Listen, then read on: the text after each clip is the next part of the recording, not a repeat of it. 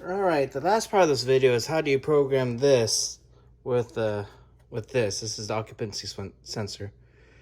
Alright, so all you have to do is press and hold this for 6 seconds until it starts blinking. You see it starting to blink? Then you hold this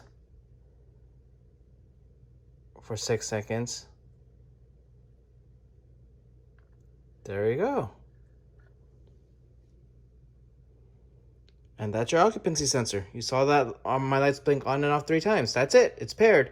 Now know that this is the Caseta series. After you pair this with the occupancy sensor, this occupancy sensor is the LRF2 OCR2B-P. This is the radio power saver one. This is a round one. It does take a CR123 battery, but once you pair it with this one, you cannot pair it with the Lutron bridge anymore. But that's how you pair an occupancy sensor with the Caseta switch. You could pair it with the dimmer switch too, but unfortunately I don't have dimmable lights here. All right, that's the last part of this video series. See you next time.